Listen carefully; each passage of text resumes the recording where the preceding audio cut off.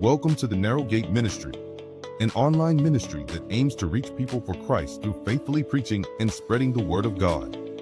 Because narrow is the gate, and constricted is the road that leads to life, and there are few who find it.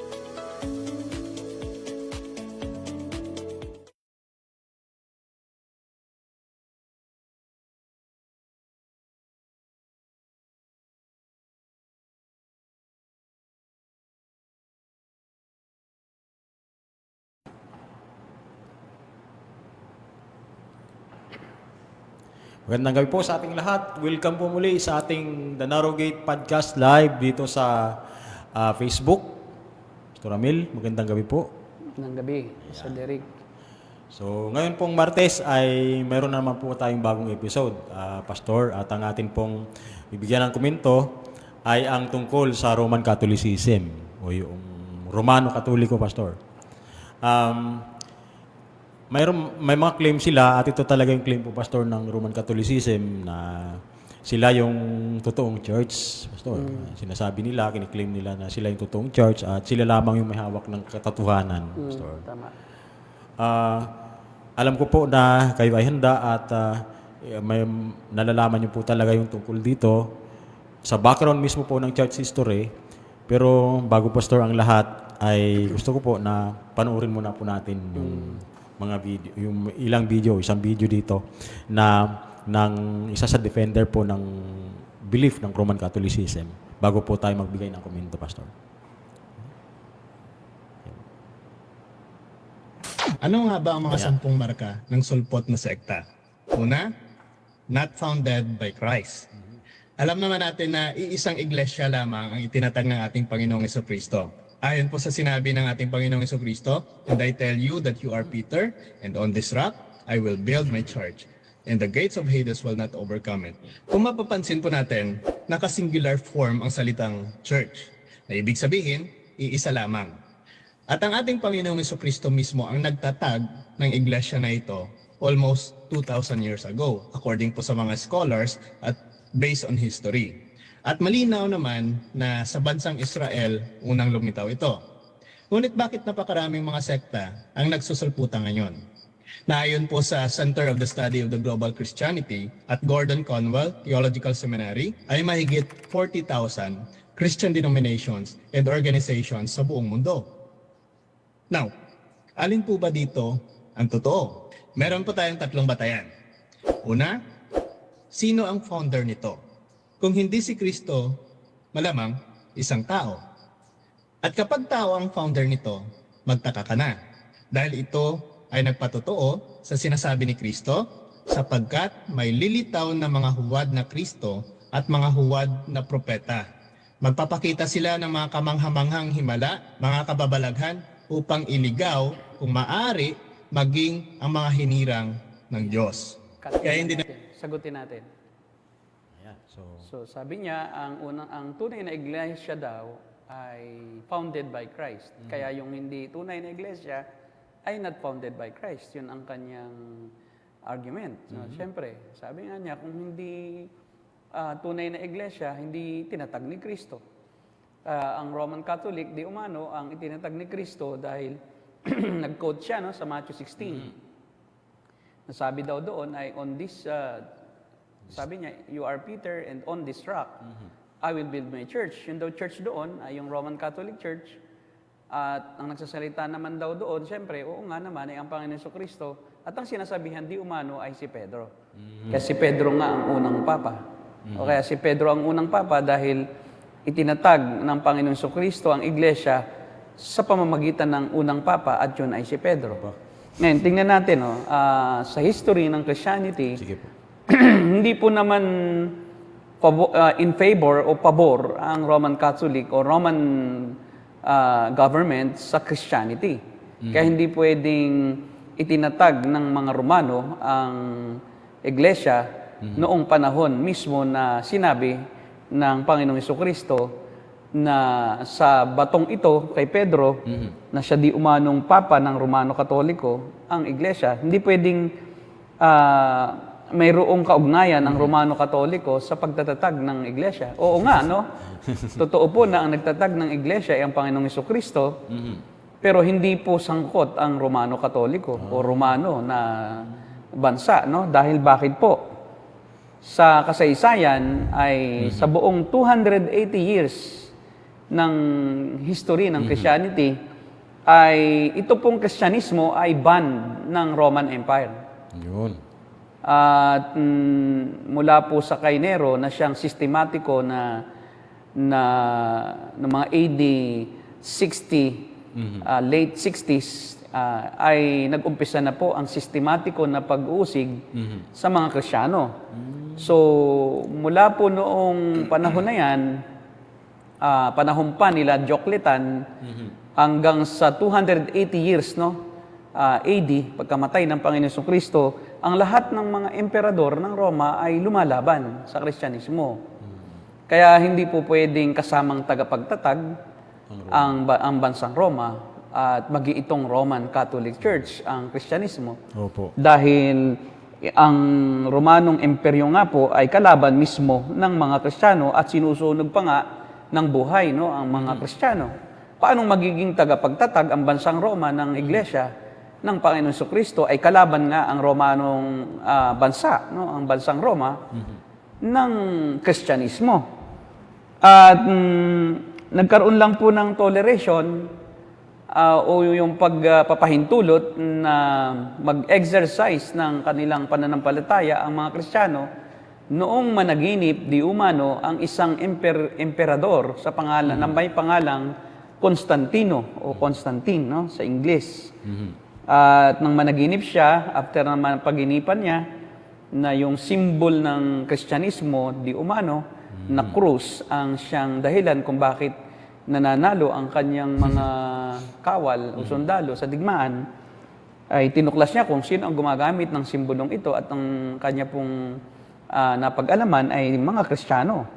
Kaya po, due to his political ambition ay ginawa niya yung Edict of Milan noong 313 AD. Opo. So, Edict of Milan, yan ay utos sa Milan, Italy. Doon yan ipinatupad mismo, doon nilikha ni Constantine na ang pagiging bawal ng Kristyanismo ay kanya ng nilusaw, no? Nilift na niya yung ban sa Christianity. So, hindi na illegal ang Kristyanismo. At para mapag-isa niya yung mga Kristiyano, yung mga scholar ng Kristiyano, patungkol sa debate tungkol sa kalikasan ng Panginoong Kristo, nagkaroon ng division, yung pong, kasi ang hindi alam ng marami ay prior to Constantine, 313 AD, Edict of Milan, ay organisado na ang Kristyanismo. Kristyanismo. No? Mayroon ng dalawang school ng theology. Yung pong una, yung catechetical school sa Alexandria, Egypt, na yon ay pinamumunuan nila Origen, no? Nila Clement, ni Pantaneus. Yan ang mga dean ng Bible College na yan, o Bible School ng mga Kristiyano. Pero wala pang Romano Katolisismo, wala pa noong Romano Katoliko. Wala pa po. Kasi nga 313 AD lang naging legal at opisyal na nilift na yung pagbabawal sa relihiyong Kristiyano nitong si Constantino. Kaya nga po, noong pa man ay mayroon na pong organized na organisasyon ang hindi pa Romano Christian. ay mayroon ng Katolisismo kasi ito ang mali na pangunawa ng iba. Opo. Pag sinabing Katolisismo o Catholic or Catholicity, akala ay Romano na agad. Kaya totoo na talaga yung salitang Catholic ay nabuo na noon. Christian Catholic, but not Roman Catholic. Kasi hindi pa opisyal na ginawang relihiyon ng bansang Roma ang Kristyanismo. Pero ang ibig sabihin ng salitang Catholic ay universal. Universal o pangkalahatan. Kaya nung una pa man, lahat ng mga tao na sumasamba sa Panginoong Kristo ay pangkalahatang tinatawag na Kristiyano. No, po, kaya At yan po ay tinawag sila sa Antioch na sila ay Kristiyano. Opo, No? opo, Pejorative term. At sila po inuusig, pero kahit sa kabila ng pag-uusig ng bansang Roma at ng mga emperador, at ng mga gobernador Romano ay patuloy pa rin ang pag-unlad ng Kristyanismo. Kaya nga habang sila inuusig, ay lalo naman silang dumadami. Kaya nga po ay hindi na nila makayanan, no? Yung pagdami ng Kristiyano sa imperyo ng Roma. Kaya marahil ay naisip nga nitong si Constantino na total, mas marami na nga sila halos at mas ma-impluwensya sila, no? Mas radikal sila at mas matatapang sila. Ano kaya kung gawin kong relihiyon ng bansang Roma ang Kristyanismo? So, may dalawa na pong Bible school prior to 200 AD. Ay mayroon na pong Catechetical School of Alexandria sa Egypt at mayroon na rin po na tinatawag na yung pong Antiochian School, seminary din yan, no, sa Antioch, Syria. At magkalaban nga itong dalawang Bible school na to, no? Kasi ito ang dahilan kung bakit kinonvene ni Constantine noong 325 AD ang lahat ng mga bishop ng Kristyanismo sa Nicaea. Yun yung tawag, yung Council of Nicaea. Kasi nga, dahil sa allegorical interpretation ng Alexandria, Egypt, Catechetical School na pinamumunuan nila Clement at Origen, ay ang kanilang paniniwala ay si Kristo ay Diyos lang, hindi tunay na tao. So nagkaroon ng overemphasis on the deity of Christ. At to the point na si Kristo ay nawala na yung kanyang pagiging tao. No? Naapektuhan yung kanyang pagiging tunay na tao. Kaya dito naman sa Antiochian School, ang kanilang view ay 100% si Jesus Christ na tao, pero hindi naapektuhan ang kanyang pagka-Diyos. So, yung pagiging tunay na Diyos at tunay na tao, yun ang binigyan diin sa Antiochian School. Kaya nag-convene si Constantine, siya yung naunang nagpatawag, no, ng konseho, bagamat may mga nangyari ng konseho. No, una sa Jerusalem Council, noong ang nanguna ay si James, noong magkaroon ng pag-uusig ang mga Hudyong Kristiyano laban sa mga Kristiyanong Hintil. Pagkatapos nagkaroon pa ng pangalawang konseho, at ito actually hindi ito ang unang council. Ito ay third council na. Ito yung Council of Nicaea. At dito nga, ang nilutas ay yung pagiging tunay na Diyos ni Kristo. Yun na, He is one in nature with God the Father. Homoousios, yun. At ito ang naging susi, itong konsehong ito, upang mapanatili yung doktrina ng pagiging tunay na Diyos at tunay na tao ni Kristo. Yung theophany. Hypostatic yun. Christophany. Hypostatic yun. Hypostatic yun. Yung pagkakaisa ng dalawang kalikasan sa persona ng Panginoon Kristo. Siya ay tunay na Diyos at tunay na tao. At ito rin ang dahilan, no, kaya nag-convene din kasi nagkaroon ng Arianism. Yung si Kristo ay tao lang. No? Mayroon namang view na si Kristo ay tao lang. At yung nga ang dahilan kung bakit na overemphasize yung pagiging tunay na Diyos. Kasi may lumitaw muna na katuruan yung ni Arius, no, na Alexandria yan, no, galing sa Alexandria, isang bishop sa Alexandria, na tunay na kagrupo, ha. So, ibig sabihin, kahit doon sa mga tunay na Kristiyano, bago ang Roman Catholic Church, mayroon na ring mga pagano, mayroon na ring mga nakalusot na mga hindi tunay na Kristiyano. Mga false teachers. So, hindi po ang false teachers ay nanggagaling sa labas, kundi nanggagaling sa loob. Sa loob mismo ng church. Kaya nga po, yung mga false teachings ay nanggaling din sa loob. Yung Arianism, Nestorianism, Nestorius, yan ay yung mga tao na ayaw maniwala sa pagiging tunay na tao o tunay na Diyos ni Kristo. Either aliman sa dalawa. Problema yan doon sa persona ng Panginoon Kristo, sa pagkanyang kalikasan. At doon sa Council of Nicaea noong 325 AD, na-attempt ni Constantine na i-unify ang Christianity. At na-unify naman. At dineclare na heretic yung mga naniniwala kila Nestorius at kila Arius. So, kaya nga po sa history ay kahit yung karaniwan lang na pagbabasa sa buong Bagong Tipan, makikita natin na wala talaga doong makikita ang Roman Catholic Church. Wala po. Ang pangalang itinaguri sa mga Kristiyano, una ay yung followers of the way. The way Yung talaga. una, the way, or followers of the way. Tapos Nazarene, or sect of the Nazarene. Tatlo muna ang naging taguri, no, bago naging Roman Catholic. No? Tapos yung ikatlo ay yung Kristiyano. Ibig sabihin pala po, Christians. Pastor, yun po palang Catholic na term, hinayjack lang po ng mga Hinayjack Roman lang. Catholic ito. Kinuha. Opo, hindi pala yun sa kanila. Hindi yun inyo. Idinugtong sa Roman. Para nalito na tuloy ang mga tao. Ngayon, ang akala nila ay yung Roman na bansa ang siyang nakapag-umpisa ng Christianity. That is very wrong. Kahit na magdebate ang mga naniniwala na ang bansang Roma ay pabor sa Christianity, history will reveal that the Roman Empire is against or was against true Christianity. In fact, they are pagans. They are pagans. They are worshiping Roman gods and goddesses. Di ba? Yung mga pinangalanan nila ng Roman name, mga Greek gods pa rin, pero pinalitan lang ng pangalan. Ba, si Artemis, naging Diana, pero iisa yon na god of or goddess of beauty. Opo. Diba? Goddess of fertility. Diba? So, pinalitan lang naman nila yung pangalan. Pero pareho pa rin yung entity nung pagan gods ng mga Greeks. At pinalitan lang ng Roman name. Pagkatapos, ang sinasamba talaga na major god ng mga Romans ay yung bull, yung toro. At minamak nila ang Christianity, no? Ginagaya nila ang mga Kristiyano.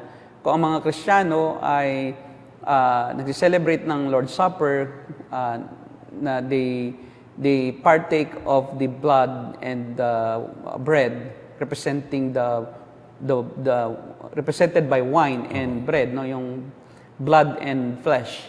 Sila din naman kinakain din nila yung flesh at iniinom ang blood ng toro. Literal po na. Literal din na ginagawa nila yun. Pinanggagalingan din na yun ng kanilang lakas. Kasi ang interpretation ng mga tagalabas sa mga Kristiyano, literal na nagiging tunay na dugo at tunay na laman yung tinapay at yung juice. Pero hindi iyon ang paniniwala ng naunang Kristiyano. Opo. Yan ang paniniwala ng Romano Katoliko kasi nga they just change the term but they still believe in yung transubstantiation noong dugo ng toro nagiging tunay na. Yun pala, Yun din yun. The tunay na dugo ng toro yung iniinom nila. Yun daw pala nila yun. So wala kahit isang patunay sa buong Biblia na ang Romano o bansang Roma, ang Romano Katoliko ang unang relihiyon. Hindi. Hindi yan Kristiyano. In fact, ang Roman Catholicism is a pagan version of Christianity. It is not true Christianity. Yun pa, yung sinasabi nila sa Matthew 16:18 na on this rock, you are Peter, on this rock, I will build my church. Kaya daw Roman Catholic ang unang church kasi si Pedro ang unang pope at sa kanya itinatag ang iglesia. So, ibig sabihin, kung si Pedro ang unang papa, yung papa ang nagtatag. Opo. Yung Roman Catholic Pope ang nagtatag ng iglesia. Pero kung titingnan mo yung original language nung tawag dito, Matthew 16, na on this rock I will build my church. Nung sabihin na, yan po ay tungkol doon sa pagtatanong ng Panginoon Jesucristo sa mga apostol. Ang sabi niya sa mga apostol, sino daw ako? Ayon sa sabi ng tao. Ang sabi ng ibang apostol, kayo daw po si Elijah na muling nabuhay. Kayo si Juan Bautista, no? Ngayon, ikaw Pedro, tinanong ng Panginoon Jesus si Pedro, ikaw Pedro, ano ako sa'yo? Tumayo si Pedro at sabi niya, kayo ang Kristo, ang anak ng Diyos na buhay. Kayo ang Kristo, ang anak ng Diyos na buhay. Ngayon, ang sabi ng Panginoon Jesucristo, hindi mo iyan nasabi dahil sa iyong sarili na karunungan. Yan ay iyong nasabi dahil ipinahayag sa iyo ito ng Ama. At ikaw ay Pedro, at sa batong ito, itatayo ko ang aking iglesia. I will build my church. Now, doon sa Greek ay malinaw na ang pangalan kasi ni Pedro ay Petros sa Greek. Ang ibig sabihin ng salitang Petros ay small stone maliit na or pebble. Yung graba. Yun ang Petros. Ngayon, nang sabihin ng Panginoong Hesus na, on this rock, nang sabi niya, sa batong ito, hindi si Pedro yon yung tinutukoy. Kasi nasabi niya, sa batong ito, change niya yung name into Petra. Noun, Petra, not Petros. At ang ibig sabihin ng Petra, big rock. Big rock. At maaaring ito ay boulder, maraming pakahulugan yung big rock. Or the cornerstone of a foundation of the building. Or the cornerstone of a building. Ngayon, sino ang cornerstone? Sino ang big rock? Si Kristo. Kasi sabi ni Pedro, ikaw ang Kristo, ang anak ng Diyos na buhay. Sumagot ang Panginoon, ikaw ay Pedro, on this rock. Hindi si Pedro, hindi si Petros, on this Petra. I will build my church. Sino ang Petra? Si Kristo. Kasi si Christ din, ang cornerstone. Siya ang big rock ng pananampalatayang Kristiyano. Sa Kanya itinatag ang iglesia. Hindi sa kay Pedro. Hindi si O si Pedro. Pedro ang tagapagtatag ng iglesia, ba't sasabihin niyo si Kristo? Opo. So bali-baligtad, di ba? So Sabi hindi si nila eh. Kristo hindi si Pedro ang tagapagtatag ng iglesia. Hindi rin siya ang unang papa. Dahil ito kailanman, no? Wala kayong maipapakita, lahat ng pari, no? Maghanap kayo o mag-theological gymnastic kayo. Wala kayong makikitang katibayan gamit ang Biblia na si Pedro ay nakarating sa Roma. Sa Roma. Hindi po siya kailanman nakarating sa Roma. Pastor, pero Kaya hindi siya papa. ang kanila po kasing contention dito, hindi lang scriptural, kundi Tradisyon. tradisyon or history. Totoo po ba na mayroon sa tradisyon ng ganun? Nakarating na siya? Ang tradisyon, sabi-sabi lang. Kaya nga tradisyon, no? Kaya hindi mo pwedeng pagkatiwalaan ang tradisyon. Kasi hindi mo pwedeng ikumpara ang tradisyon sa Bible. Yun. Kasi pagka ikinumpara mo yung sabi-sabi ng tao sa Biblia, ay di wala na tayong katotohanan na sandigan ng katotohanan. Kasi pwedeng Kahit sabihin sino ng Biblia, ito, sabi naman nung isa, ito eh. Pag pininiwalaan mo yung tradisyon na sinabi niya, na ayon sa sabi-sabi. Kasi pag sinabing tradisyon, sabi-sabi. Opo. Wala siyang matibay na katibayan. Kasi ito'y nakaugalian na. Kaya may mga tradisyon tayo na hindi totoo eh, pero ginagawa natin eh. Di ba? Kasi nga, nagaya lang sa magulang. May tradisyon naman na maganda rin, pero karamihan pangit. Opo. Gaya ng mga pamahiin, tikbalang, aswang, tradisyon lang yan. Galing sa kwento-kwentong barbero ng mga ninuno natin. Naging part na ng ating kultura, kaya naging tradisyon na mayroong ganyang katuruan, na mayroong mga tikbalang, manananggal, mayroong nuno sa punso, duwende, duwending itim, duwending puti. Baka po may dwinding pink pa. Baka may duwending pink din, no? Magdagdag ka sa tradisyon. Diba? Pwede namang magdagdag ka sa tradisyon. Kung ikaw ay naniniwala sa tradisyon. Kaso hindi nga tayo naniniwala. Hindi po tayo dyan. Kaya hindi tayo nagdadagdag. Kung ano lang yung sinabi ng Biblia, yun doon lang tayo nangahawa. Opo. Kasi yun ang basihan ng pananampalataya. Yung sinabi ng Panginoong Jesucristo na nakasulat sa Biblia. Kasi kung totoo, na itotoo rin at dapat din gawin, dapat sinabi ng Panginoong Diyos sa kanyang salita. Kasi mahalaga yon sa Diyos. Kaya hindi sinabi yung mga tradisyong katoliko. Dahil hindi naman totoo yun. Base iyon sa sabi-sabi ng matatanda na nakaugalian na nating paniwalaan, naging bahagi na ng kultura. Kaya ang tawag, tradition. Ibig sabihin, part of culture. Part of culture. Ba? That we believe in because of the beliefs of our ancestors na dala na natin hanggang sa ngayon. Yan, kaya kahit saan po, actually si Pablo nakarating sa Roma. Mas kung tutuusin, mas qualified si Pablo na maging papa. Hindi si Pedro. Kaya lang kasi kay Pedro sinabi na sa iyo ko itatayo ang aking iglesia eh. Hindi naman kay Kaya Pablo. sa kagustuhan nilang maitatag na ang Romano Katoliko ang siyang tunay na iglesia na tinayo ni Kristo, idinugtong sa unang papa kay Pedro.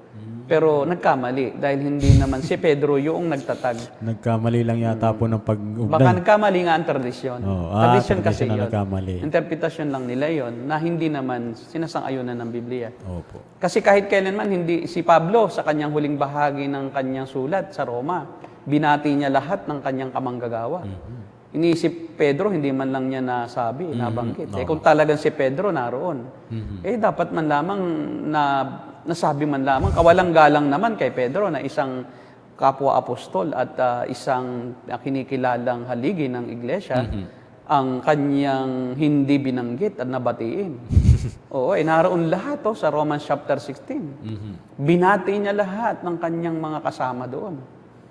Hindi man lamang niya binati. So napakawala namang galang, no, at walang kumbaga pagpapakita ng courtesy, no, itong si Pablo, na hindi niya man lamang nasambit ang pangalan ni Pedro sa kanyang sulat. At saka sa lahat ng sulat niya. Opo. Diba? Lahat ng sulat, hindi niya nabanggit na si Pedro ay nakarating sa Roma. Even Peter did not teach that he reached Rome. Hindi niya Dapat mayroon man sinabi. lang hint si Pedro mismo. Wala, kasi si Juan, wala rin. No? Si Juan, sumulat ng pahayag.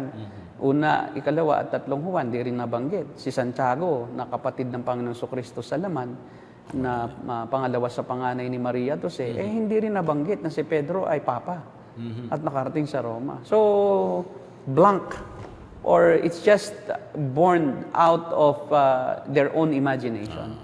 It is not the truth. So, hindi po ang Kristyanismo na Katoliko Romano ang unang Kristyanismo, ang unang iglesia, kundi yung pong mga nakasulat dyan sa Bible. Ba't yung inaagawan? Diba, iglesia sa Pilipos. Ina-hijack nyo eh. Yun in fact, ang kauna-una iglesia, yung sa Acts chapter 2. Opo, yun ang... Yung, di ba, yung 4,000 na nagpabautismo. Katoliko ba yun? Sabihin yung Katoliko, mga Hudyo yun, di ba? Yun yung mga pure-blooded Jews na nanggaling sa iba't ibang bansa, na noong pumunta sila sa araw ng Pentecostes, ay sumampalataya kay Kristo. Yan ang unang mga Kristiyano. Tapos ayaw na nga nilang maghiwa-hiwalay, ayaw nilang malis, ayaw nilang mangalay, kasi akala nila, babalik na muli ang Panginoon Jesucristo, itatatag na ang kaharian ng Diyos sa lupa. No, kaya nga po sila ay pinaghiwa-hiwalay, na-disperse sila due to persecution. Kasi ayaw na nilang umalis doon sa Israel. Tapos na nabuo ang mga iglesia, nagkaroon ng iglesia sa Efeso, sa Filipos, Corinto, Galacia, Thessalonica. Tapos sasabihin nyo, Roma. Isa lang ang Roma sa mga iglesia. Nahuli ang Roma. Kaya siya ay huli na. Siya ang pinakahuling siya ang pinakahuling naitatag na Kristyanismo. Yung iglesia sa Roma. Kasi nabuo lang siya during sa third missionary journey ni Pablo. Doon siya na kilala. Pero meron ng mga Kristiyano roon. Pero nahuli pa sila. Kasi nauna sa Israel. Ang lahat ng churches, ang mother church, Israel. Not Rome. Not Rome. Israel. Doon nabuo ang unang iglesia. Si Kristo ang nagtayo. Tapos sasabihin nyo, kayo ang unang iglesia. Kayo ang unang natatag. Maski sa common sense, mali Itinatag daw sa Roma. Ang unang Tinatag sa Roma, unang iglesia. 30 AD daw. Hindi pa nga nakarating doon kahit sinong apostol ng 30 AD. Kaya tayo po, Pastor, binabansagan nilang sulpot. Tayo lang daw, silang sumulpot. Diba? Kasi hindi naman relihiyon ang ating grupo, di ba? May pangalan lang tayo. Kasi para naman ma-identify tayo kung sino tayo, kaya nga tayo sola scriptura. Na-identify sa pangalan kung ano yung pinaniniwalaan. Opo. Naniniwala kami sa Biblia lang. The Bible alone is enough. Para tayo makaalam ng mga katotohanan, makapagliligtas o kasangkapan sa pagliligtas ng Diyos. Opo.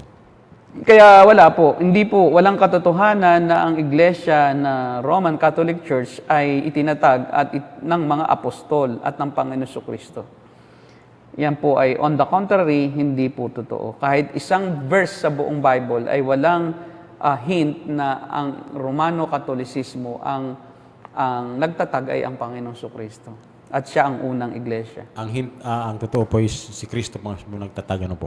Si Kristo po mismo ang nagtatag. Kaya nga sabi, I will build my church. Tinatag niya at He will continue to build doon sa foundation na kanya itinatag. Pero siya mismo ang foundation. Opo. Ang mga apostol lang ang siyang nagtatag ng mga karagdagang impormasyon. Kasi doktrina kasi ang pamantayan, ang pundasyon ng iglesia, doktrina. Opo. Siyang unang nagturo and then yung 12 apostles. Kasama si Pablo, hindi kasali si Judas. Si Judas namatay na after na pagkanulo ang Panginoon. Opo. Okay? Ano pang... pakinggan natin yung sumunod niyang sinabi. Yun, ating i-comment lang one by one yung ating pong pinapanood. Mga Ano puntos pa? kasi po siya eh. Ano pa ang kanyang puntos? So, napatunayan natin na kayo ang hindi itinatag ni Kristo. Opo. Kami itinatag kami kasi ayon sa pananampalataya ng unang mga iglesia, yun ang amin ding pananampalataya. It is only through Christ, not tradition, that we can be saved. Jesus is the only way, the truth, and the life. No one comes to the Father except through Him. Yun kami. At yun din ang unang katuruan ni Kristo. Opo. Kaya kami yung hindi sumulpot. Kayo yun. Matagal na yung pananampalataya namin. Kayo ang sumulpot. Di ba? 313 AD lang kayo, sasabihin ninyo, kasabay na kayo. Kung hindi pa dahil kay Constantine, ano? Kung hindi dahil pa kay Constantine na naginip. Kaya ang kanilang relihiyon dahil sa panaginip Dahil lang sa nabuo panaginip. eh. Hindi naman sa pangangaral eh. Kaya tama po yung mga sinasabi na lahat ng kulto ay nagmula sa panaginip. Oo, kaya isa kayo. Isa sila. Theological cult kasi ang Roman Catholic Church, opo, Roman Catholicism, theology. theological cult. Yung theology niya, kulto, Kulto hidwa. talaga. Ano pa ang sinasabi nitong si nagpapa-Gcash? Di ba? Nangihingi daw yung mga Nangihingi na. Kristiyano. Talang siya, nakapost. Kaya nga ito yung hypocrite eh. Opo. Hypocrite, di ba? Pero sabihin mo yung mga hindi tunay na Kristiyano, nangihingi. Eh, ba't ka nangihingi? Hindi ka rin tunay na Kristiyano. O, naka-plus yung iyong Gcash, oh. E di sa dami ng Katoliko, tiyak maraming bibigay sa iyo niyan. Opo. Di ba? Yaman mo na. Yaman na. Eh, kaya ka lang naman pala nagagaganyan para ka makahingi ka eh. Tingnan mo kami kung kami nangihingi. O, itong narrow gate, ever since, wala kaming hiningi kahit kanino. Wala kami nakapost na Gcash number. Wala kaming Gcash dyan o bank account. Ikaw, may Gcash ka pa. O you can support this page. Hindi naman support yung page. Ikaw naman ang sinusuportahan eh. Oo. Nagpapasend ka pa ng stars, oh. Alisin mo yan para ako maniwala sa iyo na tama ang motibo mo. Ang motibo mo lang naman para makauto ka ng tao, di ba? O, pakinggan mo pa yung sinasabi nitong nanguuto na to. Ano kaya natin, Brother RJ, doon sa number 2? Meron yan. Mabilis lang yan. Sige. Na rin po nakapagtataka. Ayan. Pangalawa, kailan ito itinatag? Ayon po sa history, Jesus proclaimed His church almost 2,000 years ago. Kaya matutukoy mo kung peke ang isang iglesia kung hindi ito tumutugon sa taon ng pagkakatatag ng ating Panginoong Jesucristo. At kung ang iglesia na kinakaniban mo ay nagsimula lamang noong 15th century, nako po, mag-isip ka na. Salute. Pangatlo, Not- nagsimula ang tunay na iglesia ng ating Panginoong Jesucristo sa bansang Israel. Oh, tama. Hanggang sa lumaganap sa Roma na kung Hindi saan siya ay unang naging malaking iglesia. rason upang kumalat sa buong mundo. Now, kung ang iglesia na kinakaniban mo nagsimula sa ibang sulok ng mundo, lalong-lalo na kung ito ay made in the Philippines, Within the Philippines. magtaka ka na. At baka nabudol ka na. Alalaman natin kung tunay na iglesia ang isang sekta, Oo nga, kung si made in Kristo, Spain ayon po sa Mateo 16:18, Buti pa kami, made in the ang Philippines. nagtatag Correct, di ba? nito. Kaya kung isa Ikaw, ka made in the Philippines, sa mga ito, made in kaanib ng ganitong iglesia, mag-isip ka na. Oh, ano yung From kalma? our earliest days in school, we've been programmed to focus and pay attention when someone May commercial pa, oh. Biro mo ang laki ng kinikita nito. Pangalawang marka ng sulpot na sekta, nagtuturo ng doktrina ng demonyo. At ito ay malinaw na sinasabi po ni San Pablo.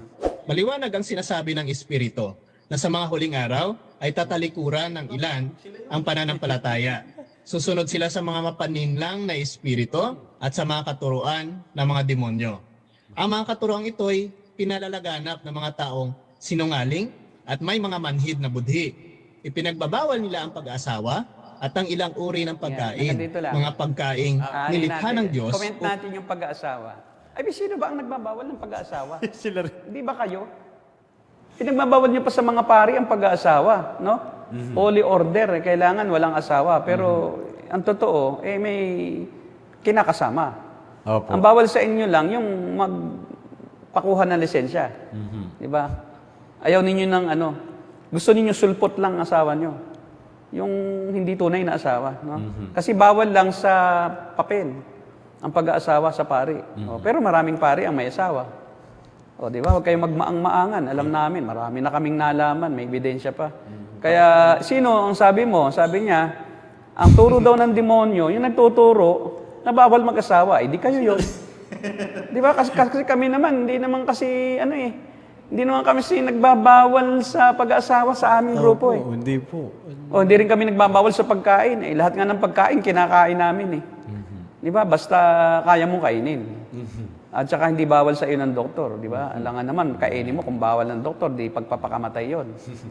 Passive suicide yon. Kaya nga, mga kapatid na Nilo Del Mundo, magandang topic po ngayon.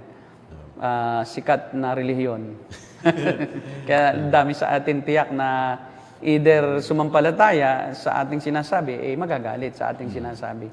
Pero kami po ay hindi po against sa tao. Against po kami sa maling katuruan. Opo. Hindi po kami lumalaban sa tao, kundi sa itinuturo ng tao. Kaya nga po, sino ang nagtuturo na bawal mag-asawa? Sabi nga ni Catholic, curious Catholic, Opo. Curious daw siya, Curious. Ibig sabihin, hindi pa siya tunay na Catholic, Curious pa lang, So, kaya pala ganyan, binabangga niya yung kanyang sarili, Kaya doon sa kanyang pagtuturo na ang turo ng demonyo, ang itinuturo ng mga hindi tunay na iglesia, yung sulpot lang, gaya ng hindi pag-asawa, siya mismo ang tinatamaan. Kasi wala naman po sa ating nagbabawal mag-asawa, Dapat naging maingat siya doon. Oo, dapat di yan ang text na ginamit niya. Dahil nga curious lang siya Hindi pa siya talaga tunay na natuto ng katuruan ng Romano Katoliko. Curious pa lang, ibig sabihin. Curious Catholic pa lang siya. Nagsasaliksik pa lang siya. Dapat defender siya para totoo na. Sige, ituloy natin. Ano pa ang sabi niya? May sinabi pa siya dyan tungkol sa kanyang mga katuruan daw ng demonyo. Ano pa ang katuruan ng demonyo? Balik sa kay back to you. Upang kaining may pasasalamat ng mga mananampalataya at nakakaunawa ng katotohanan. Ang lahat ng nilikha ng Diyos ay mabuti at walang dapat ipalagay na masama. Sa halip ay dapat tanggapin may pasasalamat sapagkat mga ito'y nilinis ng salita ng Diyos at ng panalangin. Doktrina ng demonyo dahil ipinagbabawal ang pag-aasawa. At maliban sa mga Gnostiko na nagbabawal ng pag-aasawa, may ibang sekta rin na nagbabawal sa hindi pag-aasawa na hindi kaanib nila. At ang nagbabawal ng ilang uri ng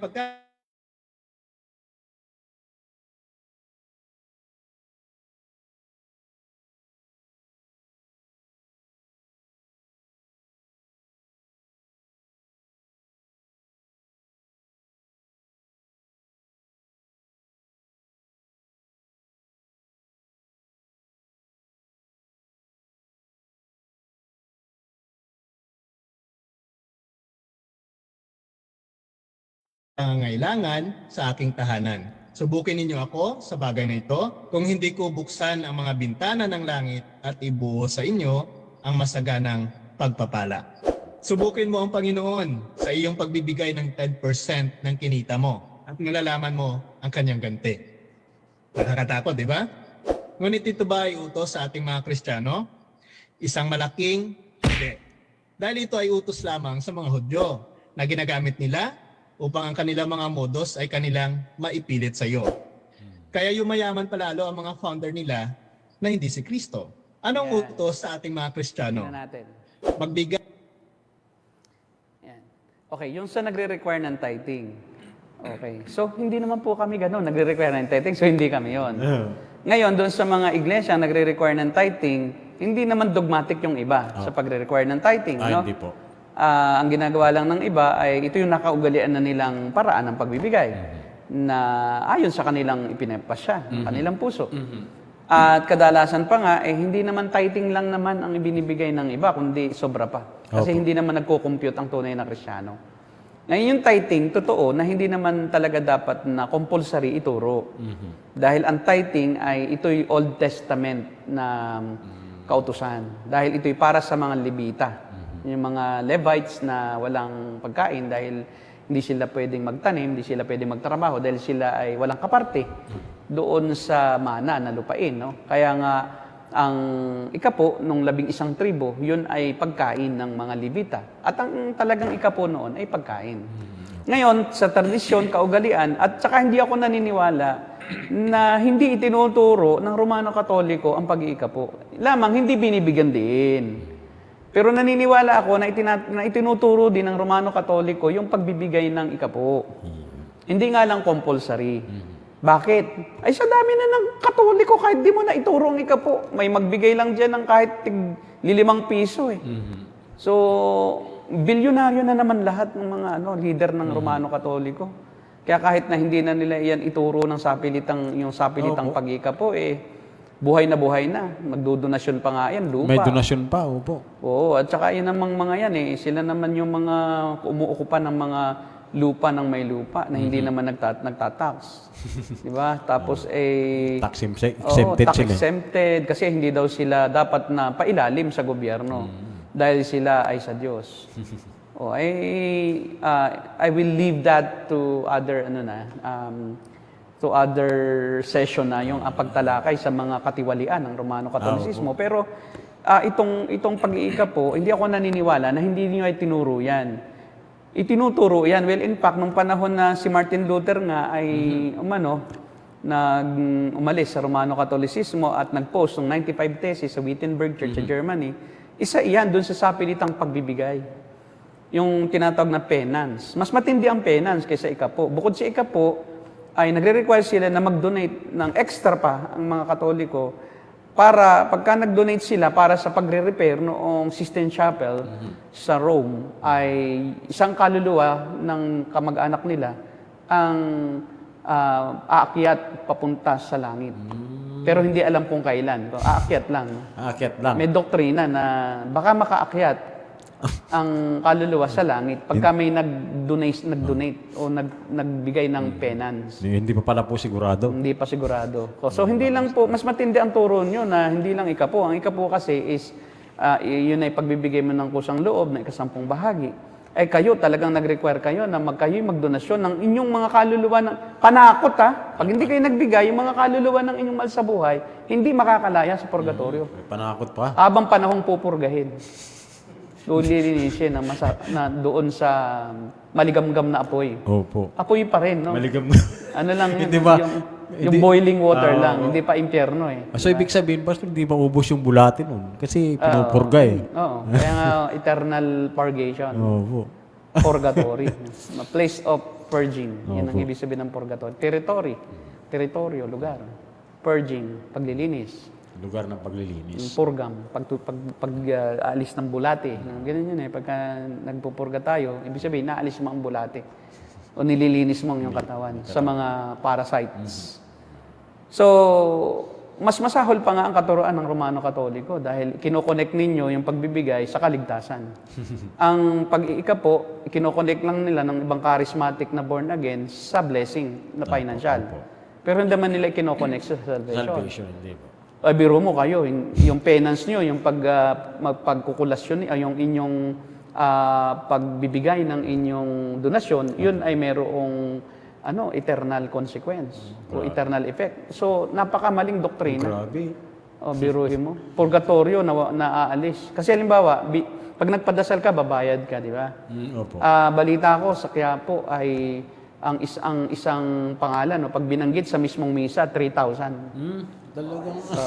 Para banggitin ang pangalan. Pag medyo dalawang banggit, isa sa umaga, isa sa hapon, 6,000. 6,000. Hindi, 5,000. May discount naman 1,000. Kasi wholesale na di ba? So, binabayaran kasi sa Katoliko Romano ang kaligtasan. Hindi, sa totoo lang, Opo. Tapos ang balita ko, yung Natawa kasi ako. hindi, ito mga insider, yung, di ba, yung Nazareno, pagka Enero, piyesta ng Quiapo, ay talagang hawak nila yung lubid, nagpapakamatay, di ba? Opo, malaking lubid na. Oo, pero hindi nila alam, yun mismo pumupunta sa bahay ng isang tao ng politiko. Politician. Dinadala sa bahay. Opo. Nung isang dami ng politiko para humingi ng tawad. At saka mangungurap uli. Siya yung taga-kurap. Di nasusuhulan pala yun. Kaya nga, sinusuhulan mo si Nazareno. Di ba? So, manalangin ka doon, mababawasan ang kasalanan mo. Kasi sa Romano Katoliko po, palakasan system. Pag wala kang pera, pag wala kang padrino, hindi ka makakalapit sa pare. Naku po. Siyempre, di ba? Sa dami ng taong lumalapit sa pare. Kung wala kang malakas ang kapit kay padre, paano maibibigay yung papel na nakasulat ang pangalan mo, mayroong bayad? Magpakasal ka, bayad. Wala kayong ikapo kasi lahat ng inyo bayad Pagpasok ka ng patay sa simbahan, bayad. Bayad. Basta kumalimbang yung simbahan. May bayad. Di ba? Ang sabi doon, dagdagan, dagdagan. Yan namang maliit na ano, yung maliit na ang tawag diyan ay bell, di ba? Ano ang tunog? Ang tawag doon ay katiting, katiting, katiting. Ayun. Kaya sagutan yan eh. Pag tumunog na yung maliit, katiting, katiting, katiting. Yun namang sa malaki naman, dagdagan. Hindi kasi talaga, figuratively. Sarcasm. Totoo po, binabayaran ang kaligtasan sa Roman Catholic Church. Ito, pag wala kang pera, pag magpapadasal ka at wala kang pera, hindi ka makapagpadasal, magpapaikapu ka eh. Di ba? Magpapasiyam. Ay, yan ay may handaan lagi yan. May pasiyam pa. O, di ba? May pasiyam, may paapat na po. Opo. Tapos may pa-anibersaryo. O, di ba? Pagpatay, may bayad. Pagkasal, may bayad. Pagbinyag, may bayad. Lahat bayad. Binyag, ano po? Biruin mo. No, yung ninong nga sa ibang simbahan, yung ninong may bayad din. Nagbabayad din. Opo, Kada totoo isang yun, may ninong bayad ang nilang ninong. sa pari. O, di ba dun sa kasal? O. Kaya po, kahit walang ikapo, di ba? Kasi lahat bayad eh. Di ba? Lahat bayad. Mahigit pa sa ikapo. Mahigit pa sa ikapo. Huldapan. Huldapan. O, kasi hindi ka pwedeng magpalibing eh, pag wala kang pera. Opo. O di kahit na walang-wala ka, para kang hinuldap. Kasi hindi naman yun i-schedule eh. O di pagka hindi ka na-schedule, di ka pumasok sa simbahan, walang kaligtasan yun. Dahil may doktrina yun eh, na pagka yun nawisikan ng holy water, yung kabaong, baka naman maligtas pa rin yung nasa loob. O, puro baka. Puro baka sakali ang kaligtasan dyan eh.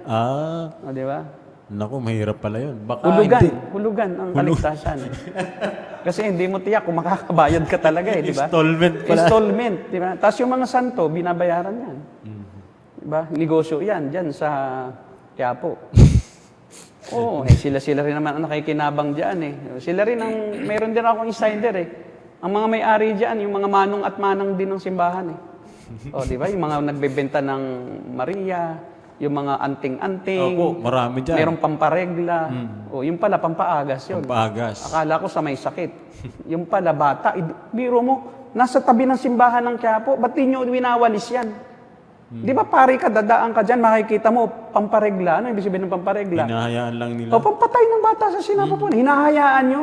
Pang-abort. Alam nyo ng krimen yan na ina-abort ng mga tao sa paligid ng simbahan ng Quiapo, yung mga Katoliko, akala ng mga Katoliko, sanction ninyo yung pagbebenta niyan. O kasi bakit? Hindi nyo pinagbabawal. Binabagat niyo sa simbahan ba yan? O bakit kayo nagbebenta diyan sa palibot ng Quiapo Church, diyan sa Recto at saka sa Quiapo? Yung mga sumisimba. Yung mga sumisimba ang inyong binibentahan. O. Eh kung ako'y pari at ako'y makatarungang pari, wawalisin ko yan eh. Kasi pinapatay nyo ang mga bata o pamparegla. Ibig sabihin, huwag ituloy pagka bata pa, mga 3 months old, pag uminom ka noong damo na yon, na binebenta nitong mga Katoliko na panatiko, patay ang bata. Tapos inyong kinukonsente. Di ba? Hindi man lang ninyo sinisermon sa inyong pulpito na mga pari kayo, na bakit kayo nagbebenta ng pampaagas sa paligid ng Quiapo Church? At bakit yung ginagawa na tindahan niyang simbahan? Na nandiyan na lahat ng tinda. Pati yung mga agimat, nandiyan na. Naniniwala naman po sila sa agimat eh. O, di ba? So, wag niyo kaming gawing yung walang alam. Kasi kitang-kita po ang kaipokrituhan ninyo. Opo. Nakakapag ng puso na kayo ay kunoy makatao, pero naroon ang tinda, yung pampaagas. Makatao ba yan? May kapangyarihan naman kayong magsermon Ba't di nyo sermonan? O yung mga pare, hindi naman nagsisirmon ng kasalanan eh. Ano yung sermon ninyo? Yung mga ayaw ninyong politiko, ayaw ninyo na maghari dito sa bansang Pilipinas. Si Duterte, galit na galit kayo. Kaya nilalabanan ninyo. Ba't di nyo labanan yung mga kasalanan dyan sa loob? Kahit mismo yung pari, namumuhay sa immoralidad. Okay, tamo? Mayroong mga pari na Huwag na tayo magpaka-ipokrito.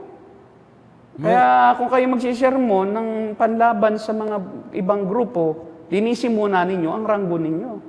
Kaya hindi kayo makapag-sermon eh. Di ba? Kasi tatamaan kayo din. Mayroon po Pastor balita ito kwento lang, hindi I'm not sure kung ito ay mayroong source talagang totoo na diyan sa Rome, sa Vatican, mayroong dungeon. Na doon yung mga babae ng pari at yung iba naman mayroong nag-testify niya, nag-testimony na former Roman Catholic member.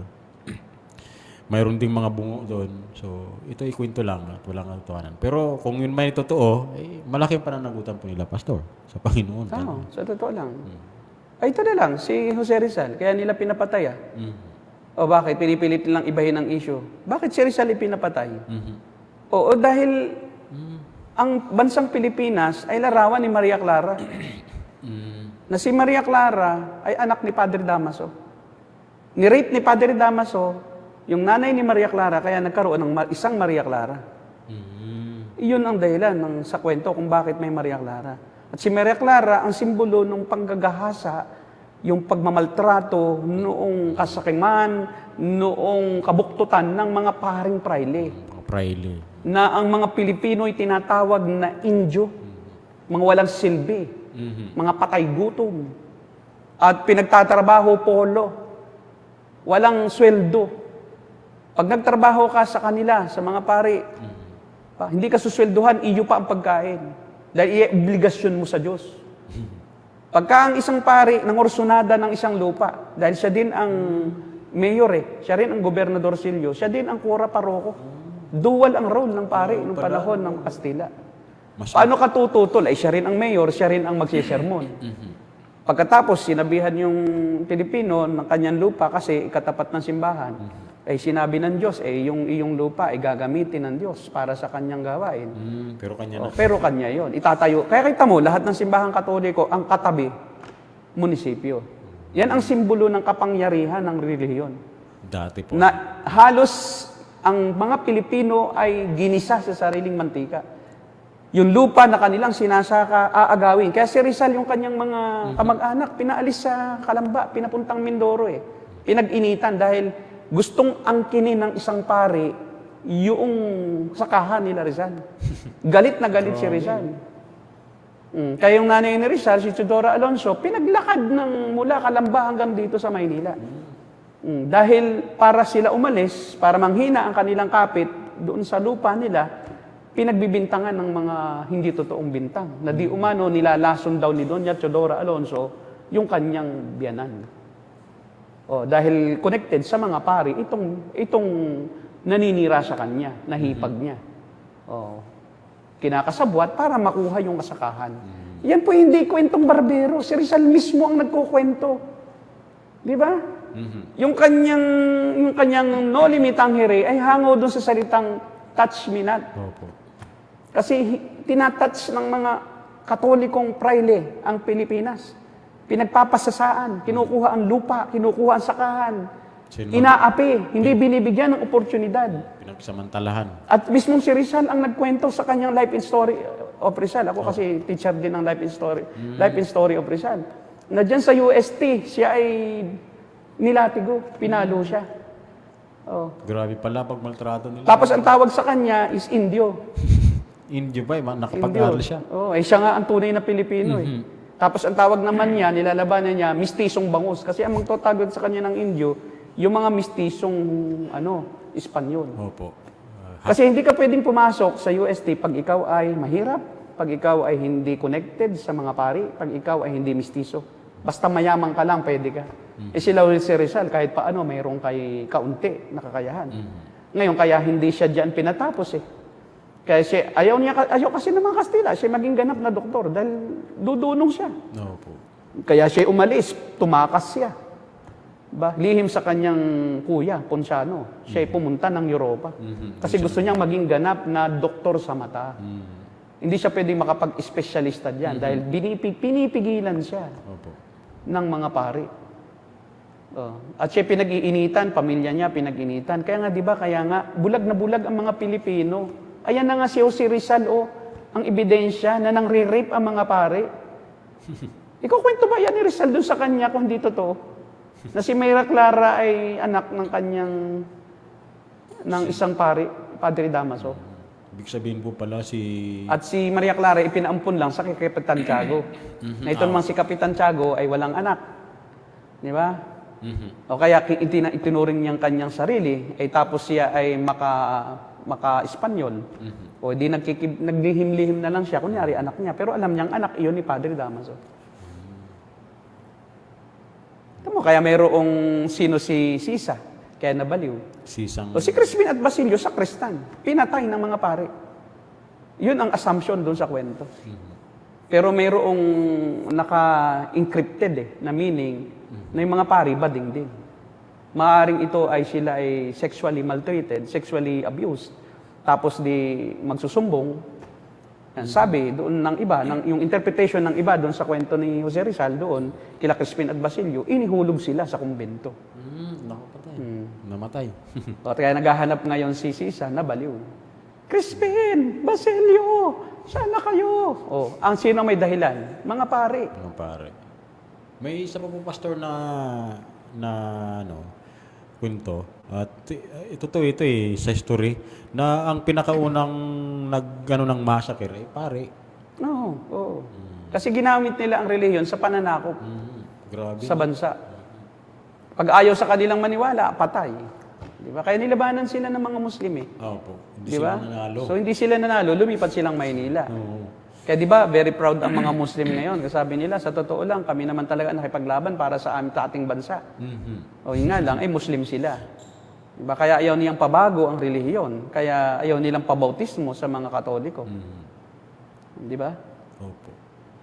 Ngayon, ang bansang Pilipinas ay ang tawag bansang Kristiyano Hindi naman. sa Asia. The only Christian nation in Southeast Asia. Kasi yung mga katabi natin, mga Muslim. Karamihan. Hindi naman kasi bakit? Bakit sa airport ang nakalagay ay we are the only Christian nation in Southeast Asia. Pero nakalagay, kadugtong noon, beware of kidnapper, beware of pickpocketers, beware of snatchers. Bakit ganito ang ugali ng mga Pilipino? Dahil mali ang natutunang Kristyanismo. Po. Yung Kristyanismo na religion lang, pero walang relasyon sa tunay na Diyos. Opo. Hindi kilala ang Diyos. Bakit? Ibibinyagan ka na, Kristiyano ka na agad eh. Paano ka maging Kristiyano na totoo? Ilang buwan ka pa lang, sasabihin ng pare, dalhin mo sa simbahan dahil kailangang mawinyagan dahil yung kasalanan niya hindi mapapatawad. May minanang kasalanan yan. Pag namatay yan na bata, ay limbo siya. Maglilimburak siya. So wala siyang pupuntahan. No? Kaya kailangan pabinyagan mo nang mapawi yung kanyang minanang kasalanan nang hindi siya maglimbo-limbo sa limburak. Maglilimbo. Di takot na takot naman, baka daw maging tiyanak. Yung pa yung mga naging kaugalingan, baka maging tiyanak pag namatay. Pag di nabinyagan, tinatakot, iba, ng kung ano-anong hindi biblical na pananakot. Kaya pala po doon ang galing yung... Tiyanak. Tiyanak. Yan yung mga manunaagas na hindi nabinyagan. Tiyanak, nagiging tiyanak. Di ba? Kita mo yan. O di, siyempre, babayad ka. O double jeopardy. Niloko ka na mababawasan ng kasalanan o mahuhugasan, sisingilan ka pa. Kita mo? Tapos, naging Kristiyano pa yung iyong anak, naging Romano Katoliko, wala ka ng choice. Paglaki mo, nasabi sa'yo ng magulang mo, di ba? Kristiyano ka, magpaka-Kristiyano ka. Paano ko naging Kristiyano? O kaya nasa bilangguan, Kristiyano, kasi nabinyagan. Nagtatanong sa sarili, bakit ako naging Kristiyano? Nabinyagan, maliit pa. Nabinyagan lang, Kristiyano na. Wala po sa Biblia yung bata, binibinyagan, Kristiyano na. Wala po yan. Lahat ng yan ay unbiblical. Sabi nga ni Curious Catholic ay doctrines of demons. Opo. Wala sa Biblia itinuturo. Kaya Mr. Catholic, Curious Catholic, back to you. Kaya back to you. back to Curious. Tingnan natin yung turo pa niya. Babalik talaga sa yung hindi ka nag-aaral sa history. Si Rizal, binabali mo pa eh. Hindi siya nag-aaral. Si Rizal nga ay ibinulgar yung mga kadok-doktrina. Kaya ayaw ni Rizal magpakasal sa Katoliko. Nagpakasal siya sa langit. Sa presensya ng Diyos. Di ba? Hindi siya humarap sa altar ng Katoliko Romano. Kasi tisod siya eh. Hindi ito totoo. Kaya sabi nila, Mason si Rizal. Yan, ano ang sabi dyan? Yan daw ang pagbibigay. Opo. Totoo naman. Bigay ang bawat isa ayon sa ipinasya ng kaniyang puso. Hindi sa kalungkutan o sa pangangailangan sapagkat iniibig ng Diyos ang nagbibigay ng masaya. Okay. Ayon Atin pala lang sa ituloy sa Iglesia, part ang konsen- 4. Tingnan natin. Diretso na. Iyon ang iyon ang i-pass forward. Sa part 4 Sa ba? part 4 Yun. Yup, yan. Yan, SEC registered daw. Pag SEC registered ka, sulpot ka. I love Monday.com. What's Monday? Ayos talaga. Marami na tayong. Sige, panuorin mo na. At .com. kumita naman siya. You don't know Monday.com? This is Monday.com. Yan yata ang kinikita. Commission or SEC. Bakit? Dahil isa lamang itong patunay na ang sekta na ito ay made in the Philippines. At obligado sila na magparehistro dahil tunay na hindi ito reliyon, bagkos ay isang corporation. Ayan, di ba? Ang tunay na simbahan na tatag ng ating Panginoong Jesucristo ay hindi sakop sa batas na ito. Dahil si Kristo ay hindi nagtatag ng kanyang iglesia sa Pilipinas, ni hindi gumawa ng isang korporasyon. Kayo huwag maniwala sa sekta na nagsasabi na sila ang tunay na iglesia. Baka masayostok ka at kumagat ka sa mga binibenta nila upang sila ay kumita. Kaya kung ikaw ay kaanit ng sektang ito, magbalot-balot ka na.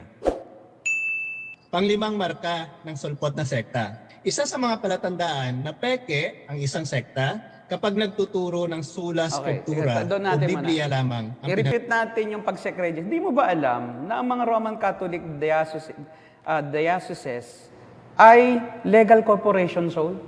Yan o. The Securities and Exchange Commission requires corporations to register with them to acquire a juridical personality.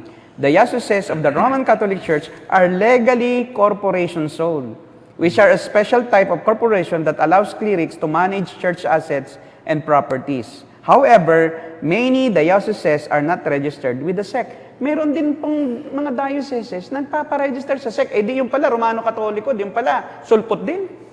Hindi mo na ito nagre-research eh. Wala namang kinalaman yung SEC registration sa pagiging tunay na iglesia o hindi.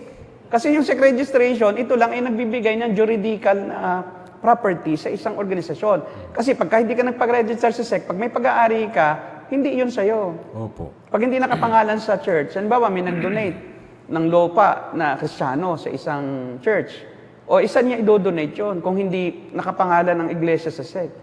Kaya umiiwas lang sa malaking problema ang iglesia, kaya nagpaparegister sa SEC para maipangalan sa iglesia yung donasyon na lupa. Dahil pag hindi, at sa tao mo ipinangalan iyon, namumroblema nga yung ibang mga grupo na naipangalan kasi sa pastor. Yung lupa.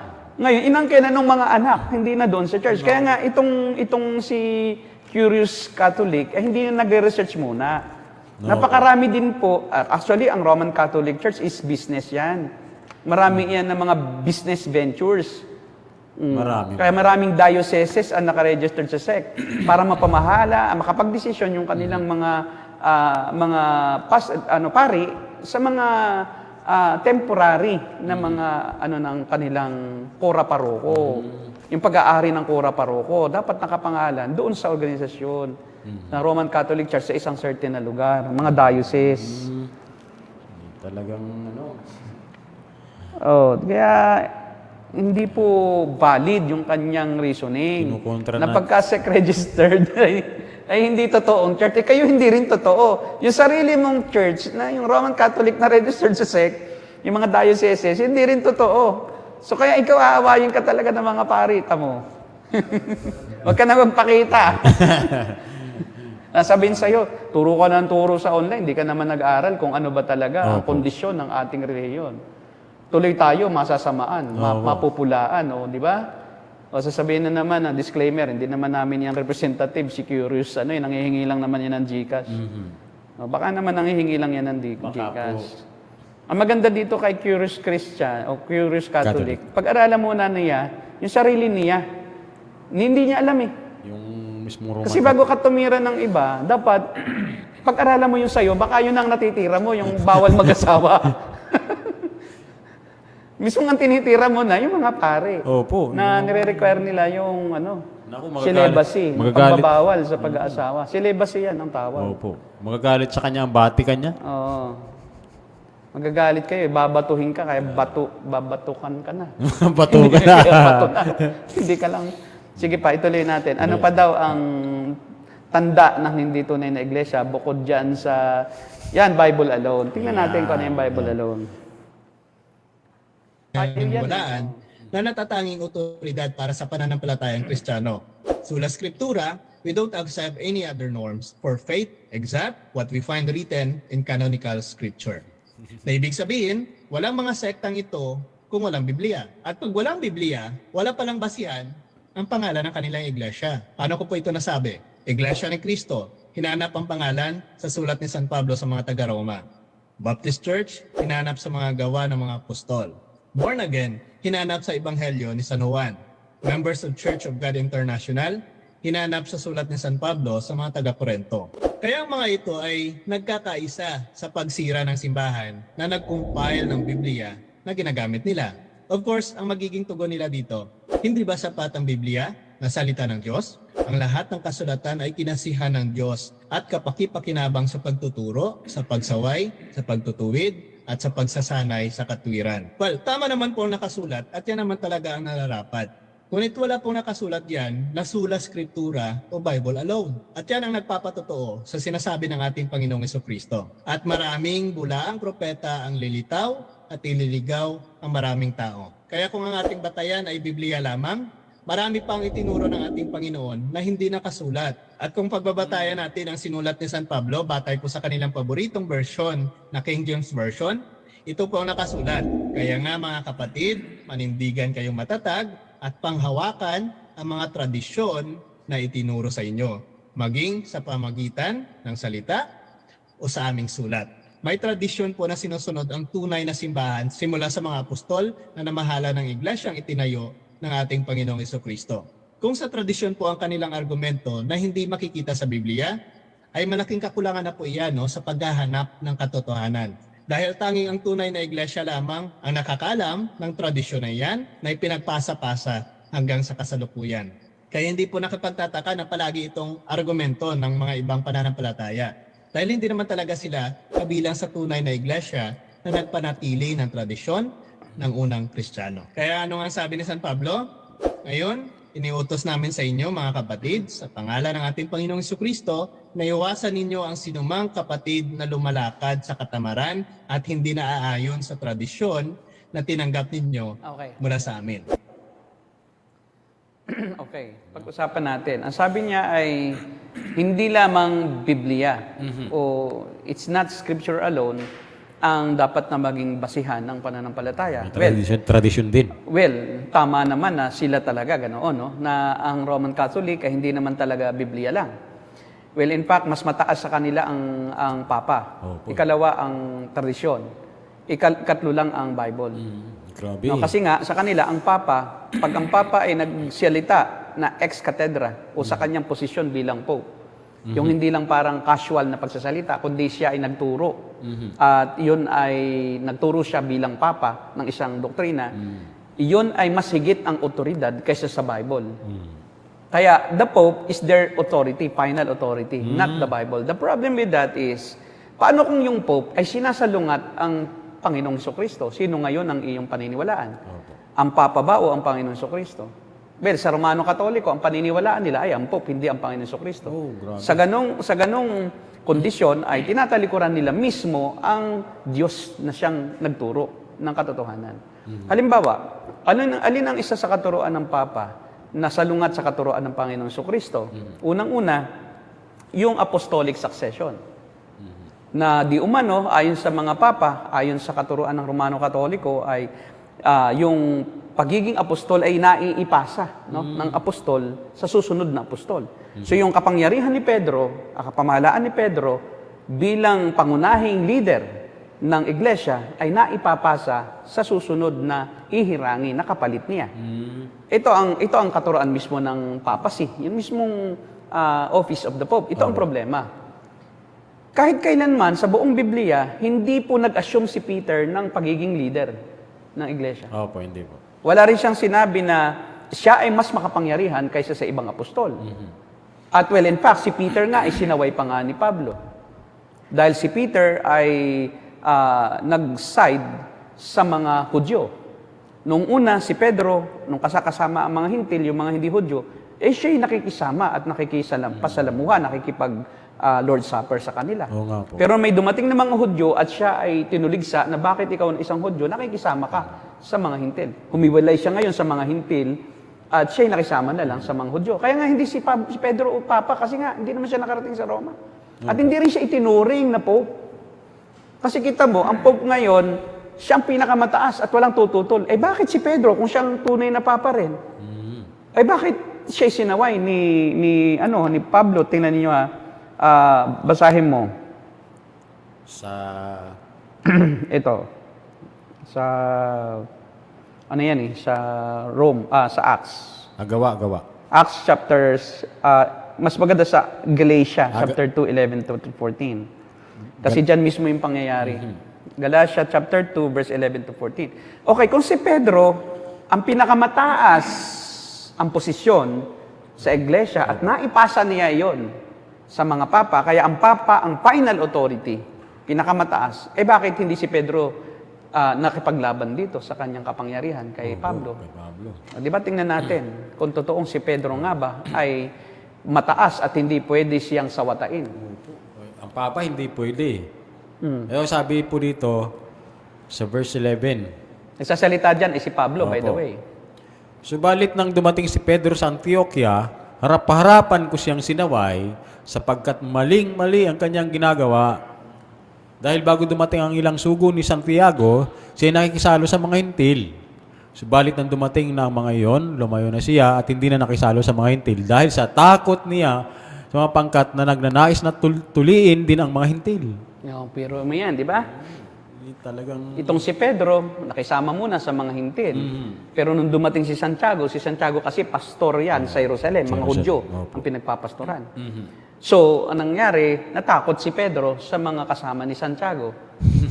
At ang ginawa ni Pedro ay humiwalay na siya doon sa mga hintil na Kristiyano. Ngayon, nabalitaan ni Pedro. Kaya nung sila magkita sa Antioch, ni Pablo, nung malaman ito ni Pablo at nakita nila siya sa Antioquia, harap-harapang sinaway niya si Pedro. Bakit sinasaway si Pedro kung siya ay Papa din?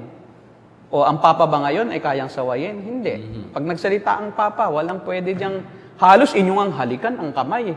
At pag halos inyong pag nakita yung kanyang kotse na sinasakyan mahawakan nyo lang ang kotse, parang may kabana lang dumadalay doon Ginawa nyo ng si Papa, mas mataas pa kay Pedro. At mas mataas pa kay Jesus Christ. Pag dumating ang Panginoong Jesucristo, baka ang unang-una niyang sasampalin yung Papa. Sa totoo lang. Ba't mo pinapasa? Sasabihin mo na ipasa sa'yo ni Pedro. Si Pedro nga, napasaway, ikaw pa. At saka bakit? Ang nakasulat sa ganito ng Papa ay Vicarius Christus. Vicar of Christ. Pero sinong may sabi sa'yo na ako iyong halinan? Na ikaw na ang aking kinatawan sa lupa, saan yung laman? Ikaw si Kristo, saan yung laman? Yun ang ibig sabihin. Vicar of Christ. Ang Papa, ang katawan ni Kristo sa lupa. Siya si Kristo sa lupa. Grabe. Biruin mo. Samantalang si Kristo hanggang ngayon. Ang Panginoon Kristo, ang kapalit niya, Holy Spirit. At yung may Holy Spirit, ang Holy Spirit, ang kapalit niya sa lupa. Hindi Papa. Kaya kita ninyo, sa kanila, ang banal na Espiritu, hindi naman pinapahalagaan sa Romano Katoliko. Hindi po. Para siyang kapangyarihan lang. Opo. Katulong.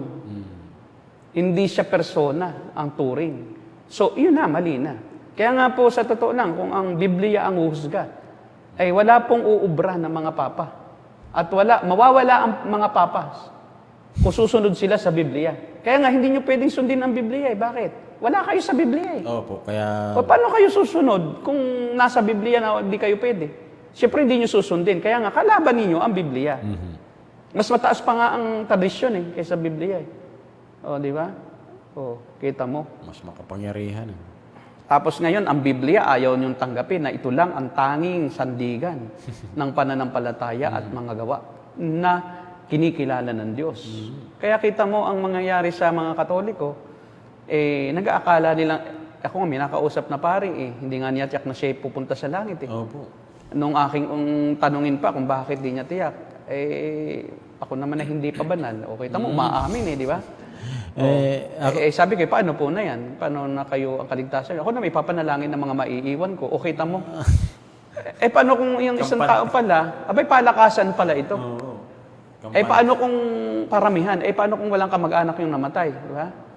O kaya siya'y nalibing na hindi na alam kung saan na naroon. Wala na nakakaalala. Ay hindi na siya maipanalangin.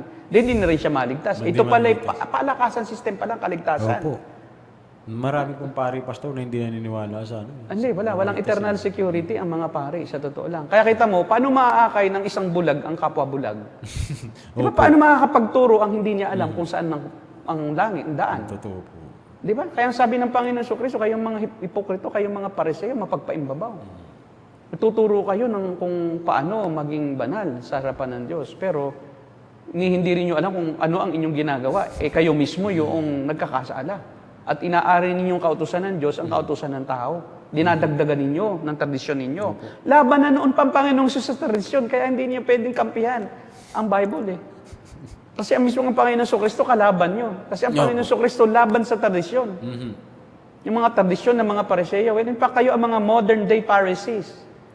Kayo yung mga nagdadagdag sa Biblia. Opo, dinagdagan nila ng dinagdagan. Kita mo? Pero nakakatakot. Meron po akong experience niyan, pastor. Hindi, actually, yung father ko, nung siya nabubuhay pa. Karpintero kasi yung father ko. One time, ay meron silang nirepair sa church doon sa amin. Yung simbahan, kapilya doon. Sa amin, sa probinsya. And then, nalaman nung pare na siya ay born again. Sabi, nung nagtanong sa kanya yung pare, ikaw ba ay naniniwala may Diyos? Oh. Sabi nung father ko, ay opo, father. Sabi nung pare sa kanya, dapat lang. Malay mo, totoo nga may Diyos. Yung pare mismo. Agnostic din. Agnostic yung pare. Dapat lang, malay mo. Ako meron talaga. Ibig sabihin, buti na lang, naniniwala ka rin. Ako, malapit-lapit. Ako malapit-lapit na rin maniwala. Buti ka pa, parang ano din, buti ka pa. Naniniwala ka na, ako hindi pa masyado. Hindi siya naniniwala. Kasi, sabi niya, malay mo, baka totoo. Agnostic yung Meron din nag-sermon dyan, yung di ba sumikat yung El Shaddai na ano daw siya, na tinanggihan yung Diyos dahil nakapatay doon. Kumpisan. Pumatay kasi ako naniniwala kasi sa Diyos Father Kaya siya aking pinatay ko na lang. Ikaw ba, Father, naniniwala ka ba sa Diyos? Sabi niya, dati. Dati. Pero iba ba naman? Ngayon, hindi na Siyempre, pagpapalit mo ba yung buhay mo? Sa paniniwala mo, hindi ka naman sigurado. Takot pala siguro. Pangatawanan mo na lang. Na talagang hindi ka naman talaga kumbinsido, di ba? So dati, mamaya pwede ulit. Pagkaalis nung ano. Kaya makikita mo, doon sa mga ilustrasyon mismo ng mga pari, o layman man na yan na pari, yung kanilang natural na paniniwala, lumalabas sa bibig ng mga tagapagturo, yung kanilang pinaniniwalaan. Di ba?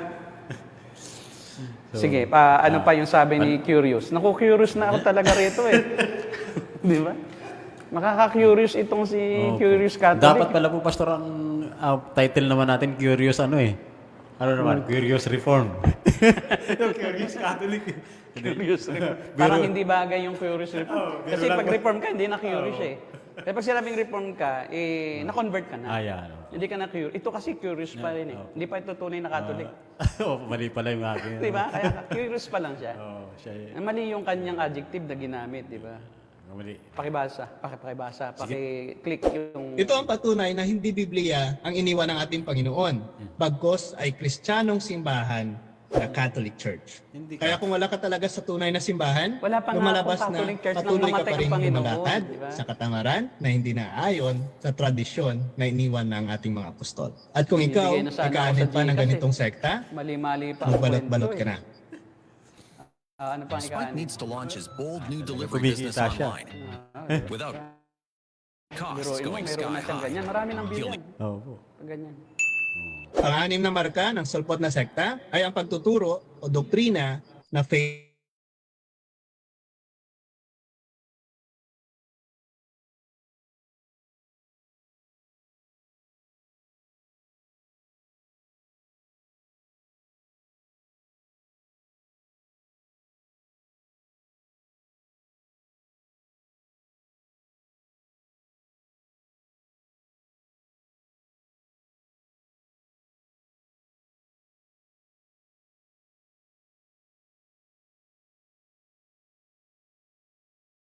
faith is dead because it is alone. Pag inihiwalay mo pala ang mabuting gawa sa iyong pananampalataya, ito ay patay at walang saysay. Of course, ang magiging tugon nila dito, Siyempre kasama ng gawa kapag mayroon kang pananampalataya. ang sagot natin dyan, ano bang ibig sabihin ng alone? May kasama pa ba? Kaya pala sa sulat ni San Pedro, ito pong ating mababasa. Dahil dito, pagsikapin ninyong idagdag sa inyong pananampalataya ang kabutihan. Yan, Sa inyong dagdag mo na. kabutihan, ang kaalaman. Okay, yan na nga ang pinakamalaking pagkakaiba talaga. Bukod sa sola scriptura, itong salvation by grace through faith alone. Kasi sa totoo lang talaga, totoo namang ang doktrina ng Katoliko ay hindi lang basta pananampalataya. Kailangan mong mayroong kang sundin ng 7 sakramento. It's not by grace or by faith alone, but by obedience to the sacraments or adherence to the sacraments. Good works plus sacraments. Ano mga sakramento? Binyag, kumpisal, diba? Komunyon, kasal, holy order, tapos extreme unction, kumpil. Kumpil muna, kumpil. Ano ba po? Binyag, kumpil, kumpisal, komunyon, holy order, yung tawag dito, pagdadasal sa patay, Opo. anointing of the sick. 6 lang, ano pa ba yung isa? Baptism kasi, baptism, confirmation, yun, confession, yung communion, yun na nga, holy order. Ba't 6 lang? Hindi ko po kasi, ako, Hindi ka Catholic. Kapag ano dyan, Pastor, kaya hindi ako dating Catholic talaga eh. Hindi ako Roman. Hindi ka Catholic, no? Pero yun lahat, kailangan sundin mo, yung mga sakramento yun na yun. Tingnan po natin. O, di ba hindi lang sa gawa, ano pa?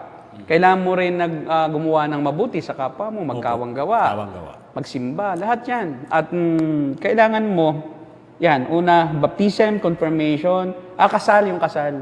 Yung kasal kasi is, ano rin yan, special siya na sacrament. O, ibig sabihin po, Pastor, pati yung wedding, meron itong kinalaman sa Salvation, salvific. Kasi sa wedding, parang special iyon na komunyon. Okay. Kayo lang dalawa ang magpapartake noong blood at saka yung flesh, yung body ng Panginoon. At may effect yon. Napapatawad kayo during the sacrament of marriage. Matrimony ang tawag. Nagiging isa kayo kay Kristo. Dahil doon, kayo ay naliligtas sa moment na yon.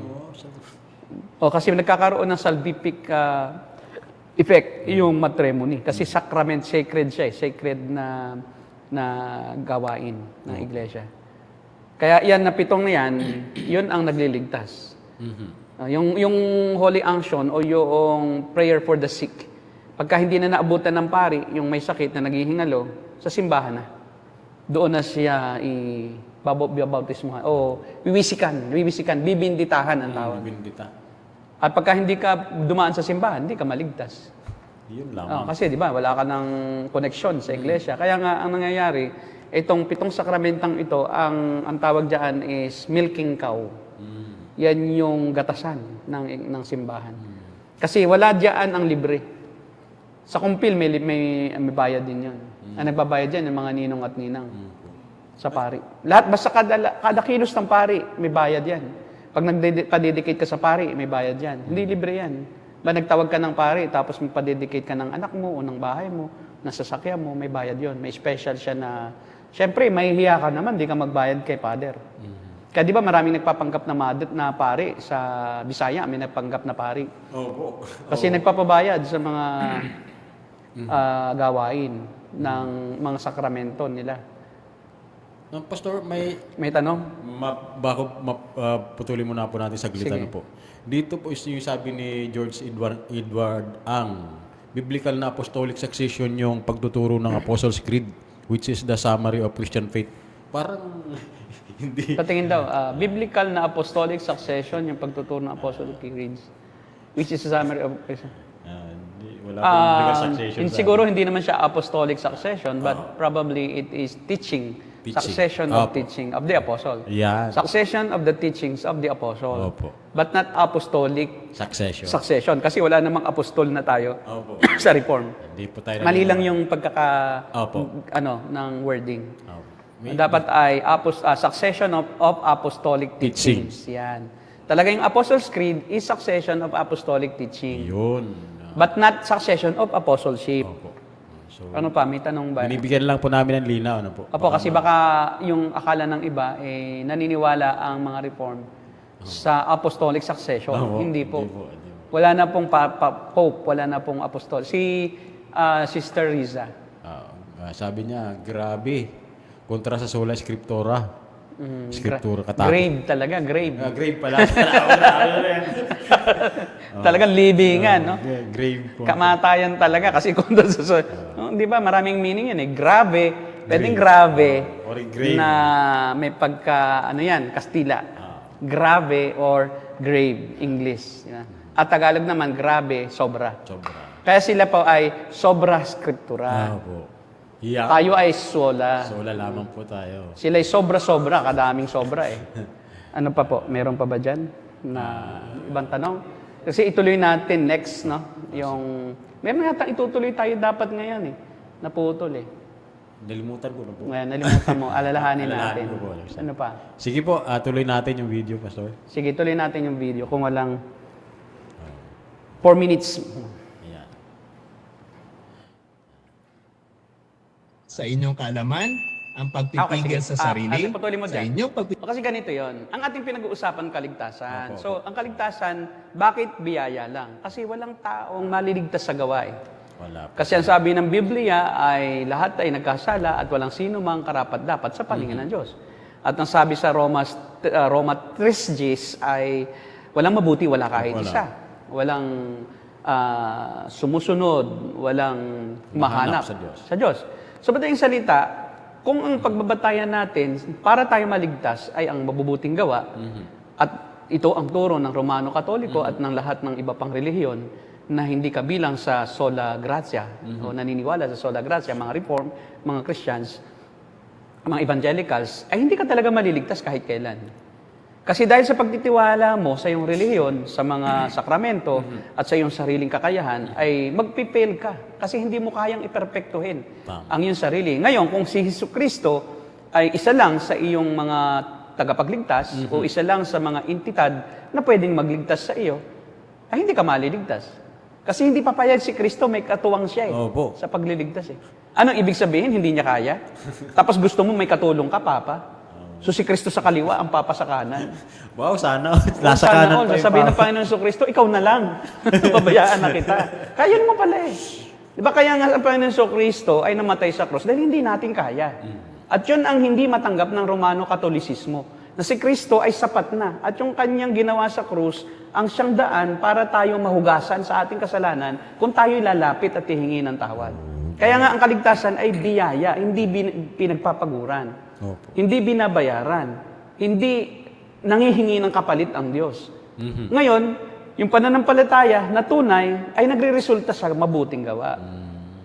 Yun ay dinadagdag lang. Yun. Kaya tama yung huling verse niya, idagdag ninyo sa inyong pananampalataya. Hindi nagliligtas yung dagdag doon. Yung pananampalataya, ang dinadagdagan ng kagandahang loob, katsagaan, dinidevelop. Kasi hindi ibig sabihin, pagka ikaw ay bagong mananampalataya, matibay ka na agad, no? Agad nagbago na lahat ng ugali mo. May training yan. So pag ikaw ay binigyan ng pananampalataya ng Diyos, ikaw ay naligtas. Yung buhay mo ay kailangan dumaan sa training into righteousness. Kaya dinadagdagan yon ng mabubuting gawa. Yung pananampalataya, hindi para maligtas. Ligtas ka na sa pamamagitan ng pananampalataya sa biyaya ng Diyos, pero yung mga dagdag doon na mga pag-uugali na angkop sa tunay na Kristiyano na may pananampalataya, ay dapat makita sa buhay. Hindi nagkokontrahan si Santiago at saka si Pablo. Yung Efeso 2:8-9 ay sinabi niya na ang kaligtasan ay sa biyaya ng Diyos, hindi dahil sa mabuting gawa. Sabi naman, ang kanya kinakausap ay yung mga hindi nag-aangkin na may faith na sila. Ito yung talagang mga hintil yan mga taga-Epeso mga hintil na naging Kristiyano. Wala naman silang 10 utos. Di ba? Hindi nila alam kung ano yung hinihingi ng kautusan sa isang Hudyo dahil hindi naman sila Hudyo. Therefore, alam nila, biyaya hindi talaga sa kahit anumang effort nila o anumang katuwiran nila. Ngayon, hindi na ini-emphasize yung paggawa dahil talaga namang alam na nila na dapat gumawa. Kaya sabi doon sa Efeso 2:10 ay tayo nilang nilika upang iukol natin ang buhay sa paggawa ng buti na itinalaga ng Diyos na gawin din natin nung pamanguna. Pati yung ating mabubuting gawa, itinalaga na rin. Ngayon, ba't idinugtong ni Curious Catholic itong Santiago 2, na ang pananampalatayang walang gawa ay patay? Kasi yung kausap naman ni Santiago, yung mga Hudyo, na nagpapanggap na may pananampalataya, pero nagtitiwala lang sa pananampalataya. Pag binabaligtad nila na hindi na sila gagawa. Tapos sabi niya pala pananampalataya lang eh. So ito yung mga nagpapanggap lang na may pananampalataya na hindi naman kinakakitaan ng mabubuting gawa. Kaya sabi niya, yung pananampalataya na yon, napakitang tao lang, yung pag-aangkin lang na may faith ka pero wala namang nakikitang gawa sa buhay mo, patay yun, hindi tutunay na faith yun. Kasi may living faith, active faith, at yun yung faith na gift ni Christ. Author si Christ nun. Yung faith na hindi gumagawa, hindi yun faith na tunay. Yun ay dead faith. This is your own faith. You are just assuming, it is just intellectual faith. Intellectual faith. Ang demonyo man ay sumasampalataya rin. Yun ang kanyang concept ni James sa faith na sinasabi niya. Ito yung pananampalatayang meron ng demonyo. Di ba? Sabi niya, gaya ng mga nagsapanggap na may faith. Ang demonyo man ay sasabing may pananampalataya. At nanginginig pa nga sa takot kay Jesucristo di ba? Talagang paniwalang-paniwala sila. Pero yung faith ng demonyo, yun yung faith na sarili lang niya. Hindi yun faith na ibinigay ng Diyos. Yun yung faith na kanyang, produkto ng kanyang intelihensya, ng kanyang intelligence, ng kanyang intellect. Hindi ito yung faith na ibinigay ng Diyos na living faith and saving faith, na resulta ng regeneration. Kasi si Satan, kahit naman nampalataya siya, sa impyerno na siya. Dahil yung faith niya ay faith na hindi nagpapasakop sa Diyos. Faith na independent sa kalooban ng Diyos. Siya pa rin ang masusunod. Yun yung fake or falsified or spurious faith. Yun yung tinatalakay ni James. Yun yung faith na spurious. Ang tinatalakay ni Paul ay yung genuine faith. Baliktad, hindi mo pwedeng pagkumparahin yung dalawang faith na yon. So, ibig sabihin po Magkaiba siya. So si Pablo po at Santiago, instead na sila po ay nagkukontrahan, ay nagkukumplement. Nagsusuportahan Yan. sa isa't isa. Okay. So, wag mo pong pagkontrahin yung dalawang hindi naman nagkokontrahan. Di ba? Hindi sila nagkokontrahan. Iba ang kausap dito, ito yung nagkukunwaring may faith. Ibang kausap dito, ito yung mga taong hindi nasanay sa good works. Yun. Di ba? Ito yung mga hindi Hudyo. Dito yung mga Hudyo, nagkukunwaring may faith. Pero nagtitiwala naman ay sa kanyang kakayahan, kaya nga hindi makagawa ng mabuti. Kasi ang taong nagtitiwala sa sariling kakayahan, hindi ka talaga makagawa. Dahil hindi mo nga kaya. O, di ba? Tama po, Pastor Mal. Thank you po sa malinaw na pagpapaliwanag.